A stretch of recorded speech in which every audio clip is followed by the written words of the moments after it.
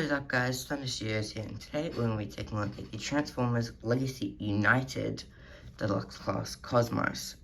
And just quickly taking a look at the box here, you can see on the front the lovely art of Cosmos, and on the side here, something very unique on here is the accessory. They got like a flag with a pole, but on the thing they just have the flag part. And then on the back you can see a little preview, which is pretty cool. So yeah, just taking a look at Cosmos here.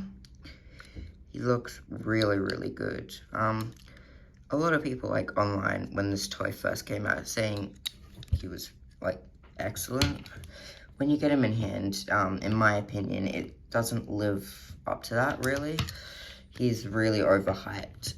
That's because he was like scalped a lot and stuff, and they didn't release enough. But yeah, I'm glad Legacy United, like the final wave, released a bunch of like reissues so people could get the Transformers they missed out on, which is actually very good of Hasbro.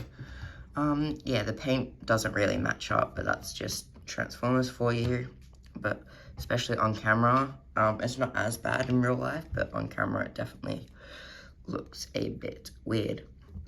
But the head sculpt is really nice. It's sort of like a bucket. But it does look really nice, and just like the paint details here with the silver and on the arms, because most of the arms and the head is painted, that's why they don't have the paint match, but you can just see the silver and like the different shades of green. Just looks pretty cool. Like in real life it's definitely more vibrant than on camera. Yeah, on the back there's not much kibble, but there is like a 5mm port, so you can use flight stands.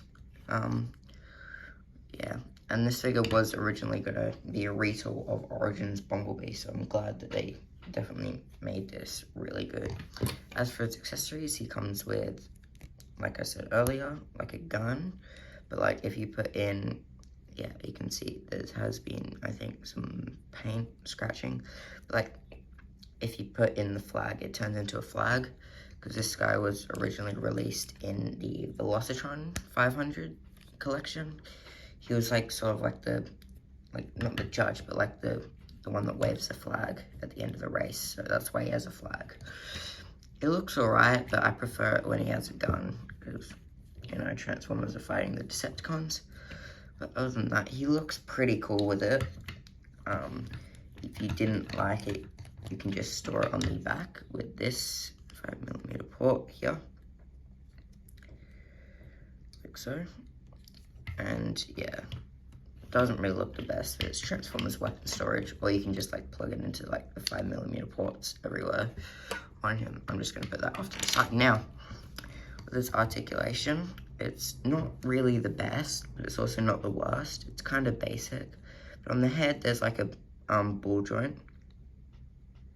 Like, it snaps into place on my copy, so it's very weird. But yeah, you can get a pretty good range of motion. The arms can kick out that far, full 360. Elbow rotation, elbow bend to 90, and a pretty nasty hollow gap there. It's just, I know you can get some third-party upgrades, but I don't know, not really worth it. But like, no wrist rotation or anything. You can get a waist rotation, which is surprising given what happens in the transformation, but it's pretty cool. And one thing, the tolerance isn't the best on this arm here, so like when you try and rotate it, it unclips. But yeah, legs kick up that far, thigh rotation, knee bend just about to 90, and ankle pivot like goes in slightly, not the best. It also has hip skirts that can move out. So yeah, pretty decent range of articulation. Not the best. You can't get him into like the most dynamic poses, but he's just like a big tumbly guy, which is pretty cool. So yeah, let's move on to his transformation. The first step you're going to want to do is just flip the head. And when I first saw like the images, I thought you'd push the head in. But it's actually quite genius because they make it look exactly like the top of the head, minus like some details. But like, it looks exactly like if it popped down, which is pretty smart. Then just fold in the hands here. so. And once you've done that, just straighten out the arms and come here, lift this part up, and then lift away the arms from the clips here. Once you've done that, sort of like, because this is usually, this part is pushed in, so you just take it off and you rotate that. You can rotate it like so. Push that back in. We'll just leave that up for now. Once you've done that, just rotate everything like so. And take the pegs there into the arms here, like the skirt, like so. Okay. It's a bit difficult to get just right, but once you do it, it should line up. Everything should line up. Just make sure the hinges are perfect. And yeah, I do wish this part like slotted in somewhere instead of being quite loose. But once you've done that, you take the legs, like this entire part. This is why I was surprised it had a waist joint, but like you get this entire part and you just hinge it backwards. And once you've done that, just put the feet forward and then take the heels, rotate them forward and rotate the feet down like this, and then just connect them together.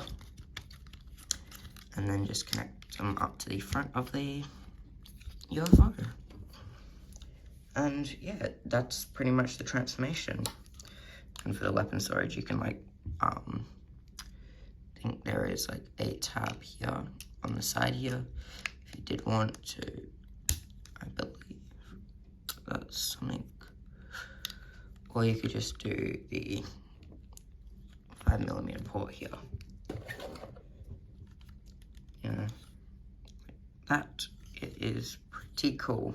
Yeah, I'm pretty sure these parts are blast effect compatible. Not sure about that, but he has some thrusters or like boosters on the back here that mimic the finger details, which is a nice bit of consistency. And I like the stripe here. The Autobot symbol isn't exactly accurate because it should be there, but like if you had it there, then you wouldn't have it there in robot mode. So it's just something that the cartoon did, like, because you know they did mass shifting and everything. But, like, the colors look really good apart from the back here, because like you can see the front, it has like a dark green trim, but then as soon as you get to the back it just stops, which is kind of weird. I'm not really a fan of like the yellow spots that like go out, but it's a toy, what are you gonna do? Like from the bottom it looks really like flush. There's like no like gaps. I mean there's a couple, but like not really the most. So yeah, nothing too exciting about the UFO mode, but yeah, there's the same ports here, so you can get it onto like a flat stand, which is pretty cool. Yeah, that's about it for my review today. Make sure to like, subscribe, and comment what figure you want me to review next. Peace.